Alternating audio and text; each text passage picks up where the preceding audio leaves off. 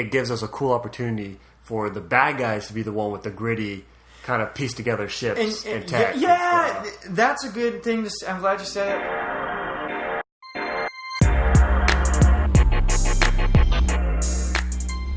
Hi everybody, welcome to the couch. Take a seat.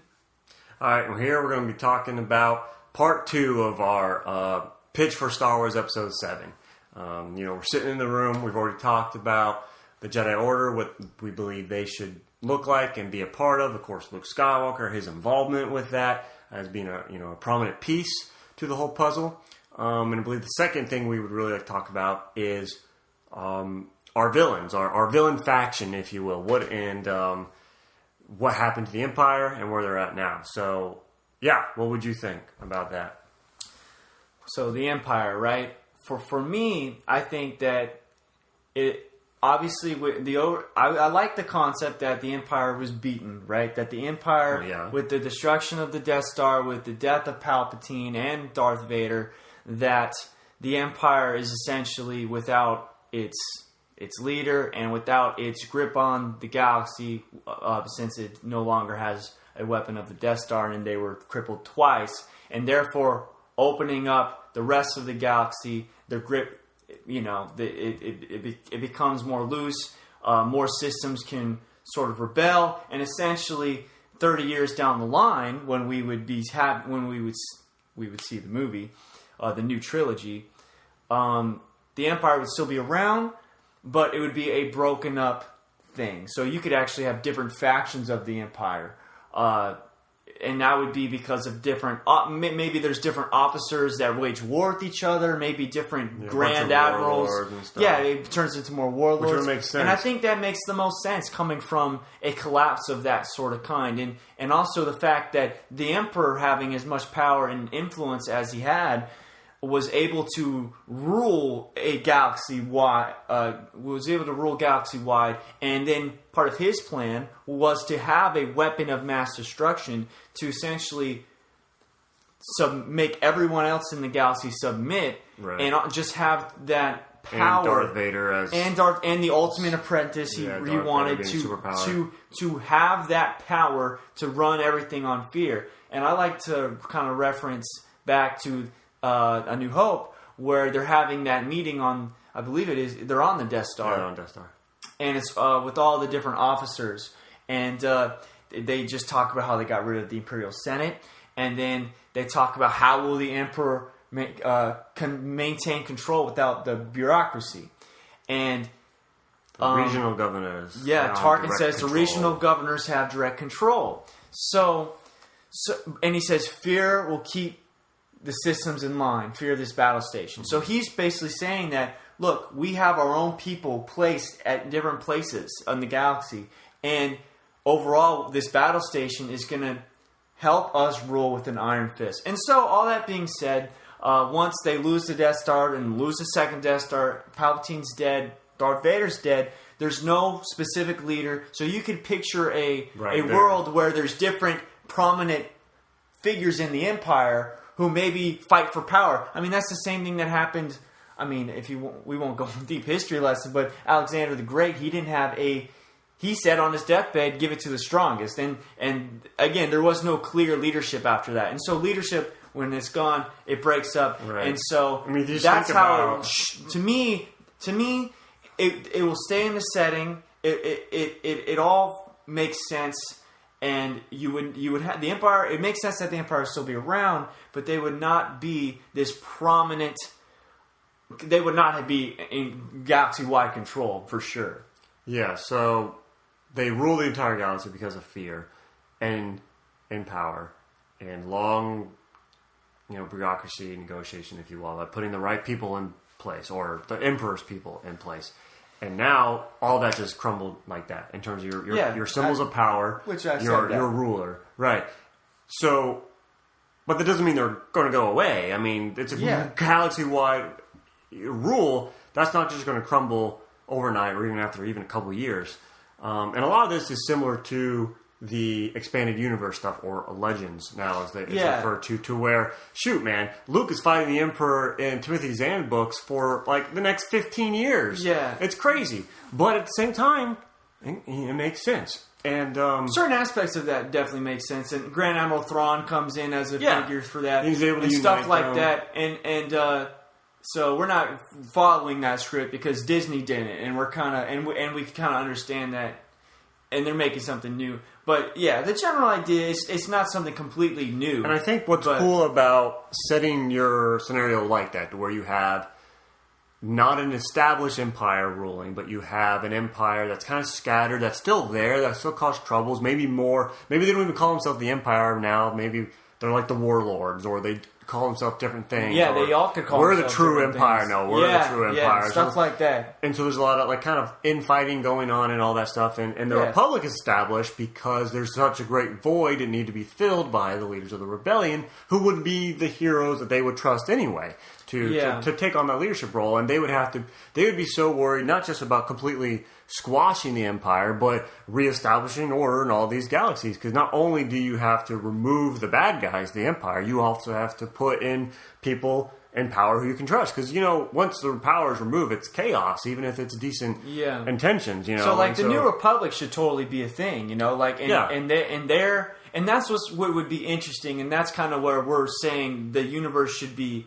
I think starting us out to where, okay, the Republic is finally has order, has system in place, and you almost kind of feel, kind of like we're saying with that, we get to celebrate with the Jedi Order, celebrate that the galaxy is at peace and that it's functioning. Yeah. But yet on the little side, we start to see remnants of a struggle. And I think what would be really cool is if you took it from, instead of a new power rising up that's super, super strong, because that's essentially what all the other Star Wars has, is that you take maybe one of those factions, one of those Empire factions, and they become extremely organized, but instead of trying to go out and conquer, they try to go out and destroy. And so they would be like a terroristic organization to where they want to incite fear, not for the sake of ultimate control or peace, if you will, like the Emperor did, because he already established rule and then he established fear to maintain that rule. Mm-hmm. But they're establishing fear to undermine the rule that has already been set place. So it's less of like a civil war and more of just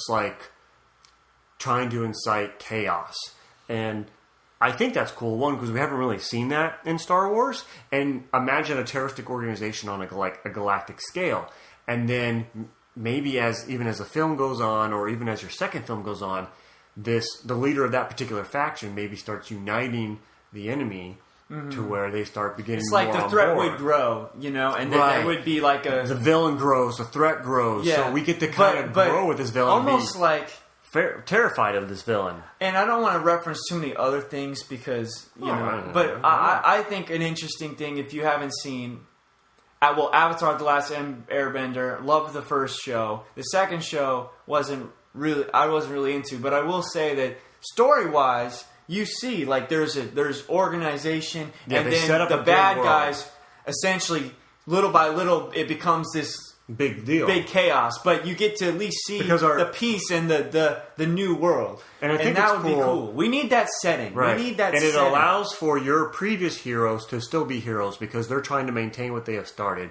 But then it allows for a new hero to come in and be like, "Hey, we have a new enemy. We have a new problem that we can't ignore." But yet, the leaders of the new world, the new galaxy, can't ignore their duties of, "Hey, we can't just fight the bad guys. We also have to maintain peace and order and judgment and functionality." Mm-hmm. And so their responsibilities are pulled away from, hey, we're just going to go and take out the enemy because that's what the Rebel Alliance was. They didn't have to worry about governmental rule or whatever, Well, there's just a lot of stuff that can be, for example, they have to defend what they've built. And so there's like before, they were always desperate and they're always just trying to hold on for it. But now it's just it's like the tables have turned. And so it would be cool seeing the good guys from a different perspective. Yeah. And it'd be cool seeing the bad guys from another perspective. And the bad guys having to deal with the problems of when terroristic action happens, it's usually in a civilian scenario. Yeah, and so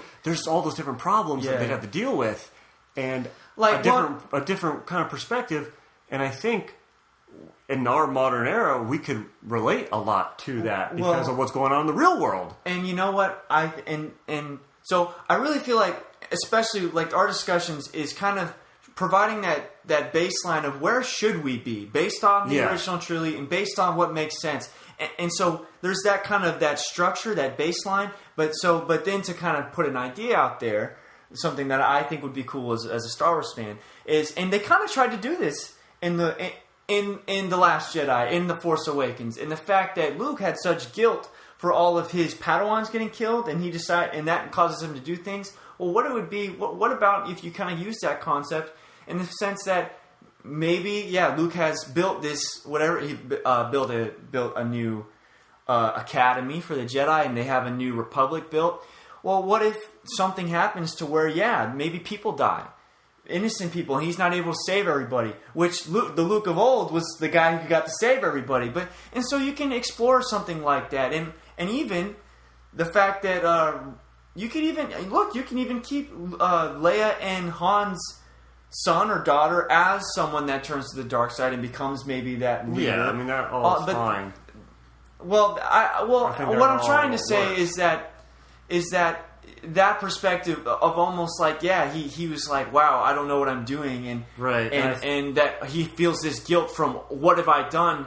You could still use that, but not completely make his Luke worthless. You know, he would still have something built and established. You know? And they still have functionality, but it allows for new heroes to have to come up with new problems. If that's what you wanted to do, that's what I'm saying. You could have got to the same way, but set up the plot a lot better. Yeah. And so I lost my train of thought. I'm so sorry. So bad guys. Yeah, bad guys Tursic moving in and stuff. And so you could even, I don't know, I just feel like it sets up something that we haven't seen in Star Wars. Something that would make sense logically with where we're going with Star Wars. Something that we can relate to in modern society.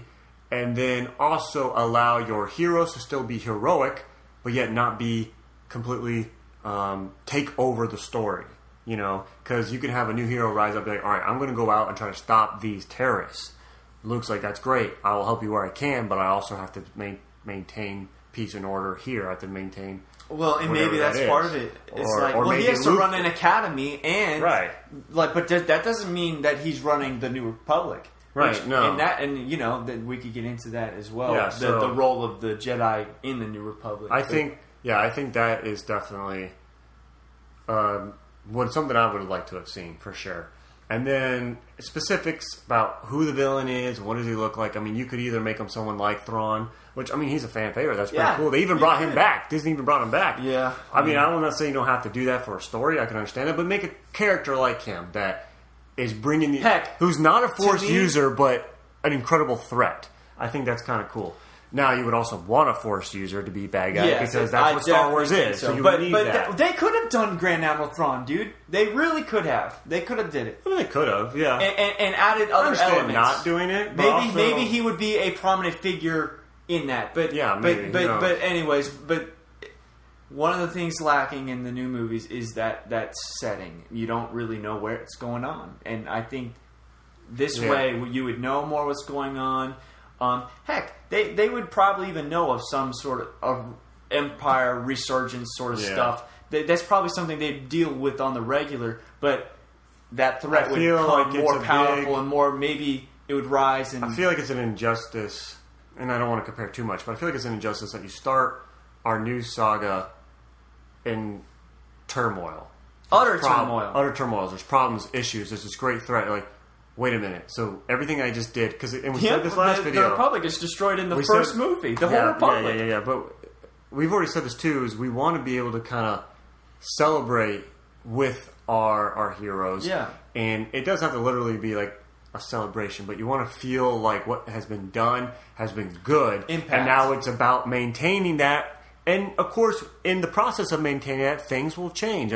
Things will grow and things will change, and they have to figure out how to put the pieces back together. And new characters that come in. You don't have to just completely ruin everything to create another threat. And what I don't like in sequels is how they just like up the ante, which I get. You kind of have to in these kind of epic films.